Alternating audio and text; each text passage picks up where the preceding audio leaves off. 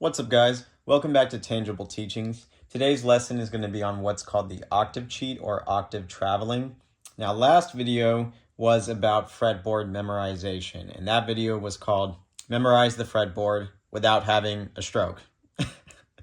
So today's video is kind of like a part two to that, all right? So pretend this is part two of last video. We're just adding another method that makes improvising on the guitar very easy, and it's easier than the number system. So what is the number system? The number system we went over last video, and it was like this, okay? So let's say we're on the A note, right, on the low E string. Now, why is this an A note? It's an A note because we're on the low E string, and then we're counting our letters, right? So E, F, F sharp, G, G sharp, A. Okay, so if you don't know how to count your letters, make sure you do not continue this video, okay? If you know how to count your letters, then you're good. So as I was saying, we have an A note. What if I want to find an A note on the next string? That is what the number system is for, okay? So if you go down 5 on the next string, it's the same letter. Or if you go up 7 on the next string. So you can go down 5 or can go up 7. So what is 5 plus 7? Congratulations, it's 12. So boom, we found another A. Okay, so there's 3 A notes right off the bat. Well, what if I want to find an A note on this string, the D string, and not the next string to E, right? So I'm here, and I want to find an A note on this string. It's actually easier than finding an A note on the string directly next to it, okay? Look. That's it. Same note, higher octave. That's why it's called the octave cheat or octave traveling, because we're traveling an octave. And we're not really having to go anywhere, okay? Our hands aren't having to slide down or up. If you notice with the number system method, right, if we just go to the next string and the next string and the next string, we do have to kind of move our hands because it's down 5, right, or it's up 7. That's a lot of work. So real quick, if you weren't there for last video, let's just review the number system and then move on, okay? So down 5 or up 7, right, can find the same letter. And then from here, same thing, down 5 or up 7, okay? And then here, same thing, down 5 or up 7. But then between these two strings is where it gets weird. So the G string to the B string, when you're doing this transition, you would not go down 5 or up 7. You would go down 4, right? So from here, you would go down 4 or you would go up 8, okay? Then when you get to these, the last two strings, the high strings, right? It goes back to normal, okay? So from here, it'd be down 5 or it'd be up 7, all right?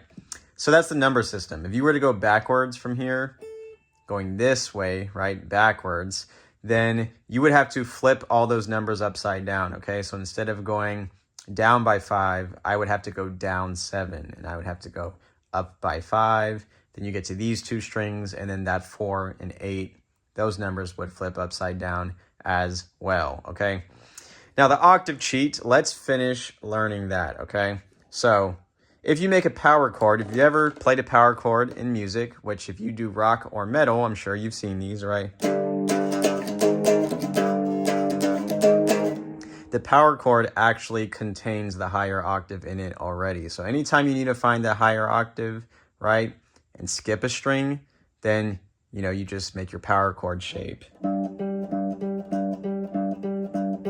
And there you go, you have the higher octave. Now, not only does this show you, right, the higher octave, the major scale does as well, okay? So let's break the power chord down first. So what is a power chord? A power chord is a root note, a perfect fifth, and an octave up. Okay, an octave up is the same exact note, just 12 semitones higher, so higher in pitch. And a perfect fifth, right, this one, a perfect fifth is the fifth note in the major scale. That's the easiest way to think about it. So if you know the major scale, right? Do, re, mi, fa, sol, la, ti, do. That's the fifth note. So 1, 2, 3, 4, 5. And remember, you can do the major scale from any starting point. If I start right on F with my major scale, then it is an F major scale. But I'm starting on G, so it's a G major scale. So 1, 2, 3, 4, 5. So I'm going to take that fifth note and put it on the next string. So that's a perfect fifth. So boom, boom. And then the octave up, the same note as our root note, the first note. So that's how you make a power chord. So the major scale shows us the same exact thing on guitar. If you know how to play the major scale like this, it shows you because look, we started on G, and where do we finish? We finished on G, okay? So it's always been right in front of your face. You just might not have noticed it, okay? So let's continue the octave cheat. So when you're on the first string set, right, you just do the power chord shape and you skip that string that's in between. There you go. Right? You skip a string 2 frets up and that's it. Okay, next string set, same thing. Another power chord shape. Okay, now when you get to this third string set, it changes, all right? You're not going to be going up by 2 frets, right, from your root note and skipping a string. You're going to be going up by 3 frets, okay? So you'll have this like 4 fret range right here. So I can play the D string, skip a string, and then go up by 3, and there we go, same note. Okay, and then same thing with the last string set, okay? So we boom and up 3. Okay, and then obviously you can teach yourself how to work your way going backwards as well if you're starting from the high string and going back. But basically, yeah, that's the octave cheat. And why is this useful? It's useful because for improvisation, if you want to improvise, this is how to do it. Because sometimes you don't always want to be starting your scale on the low strings or be stuck on these low strings, the E and A, right? And when you're improvising at first as a beginner and intermediate, these probably will end up being the easiest places to start because that's where your scales start, all right? But you do not have to start there because you know where another, right, identical letter is, just at a higher octave, and it spices up the music. It sounds way better sometimes, depends on the context, but yeah, I think you guys get the point. So I've only seen 2 guitar teachers on YouTube cover this, and I'm sure there are more, but I just haven't come across their content. But my main point is that there are so many guitar teachers on YouTube, and they should all be covering this. It's very simple, it's very basic, and I know that they all are aware of this. They all understand where the higher octaves are located. So the fact that they're not teaching it to you is pretty crazy to me. Like, this is something I wish I would have known when I was younger, because it makes a big difference in your ability to improvise and travel across the fretboard, all right? However, there is one more thing I want to show you in today's lesson, okay? And it is about the scales, okay? Not just the major scale, but all the scales, okay? For a majority of the scales, probably all of them, when you make it from the low E string to the high E string, you have completed the scale 2 times, not 1 time, okay? Make sure you understand that, all right? Like, look, right? The major scale.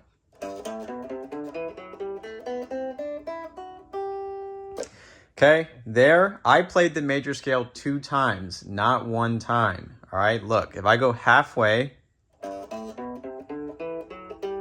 that's it. That is the major scale. You don't need to go across the entire string set, okay? You only need to play halfway and you have completed the major scale. So sometimes break your scales down in halves, and that can help you memorize them better and understand how to improvise with them, okay? Plus, you'll have a better understanding of where all your letters and notes are located inside each scale when you understand that scales aren't actually that long, okay? what you're doing in most of your practice is you're playing the scales 2 times just all at once, okay? So make sure you understand that and understand this, okay? If you know the octave cheat, it is showing you where your major scale is going to finish. Look. That is where it's going to finish, right? It finishes right there. So when you use the octave cheat, right, like from here, it would be 3 frets up, right, and skipping a string. So now that is showing me where I'm going to finish my major scale. It literally is a cheat, okay? So it's not just for finding your letters. It's not just for traveling across the fretboard.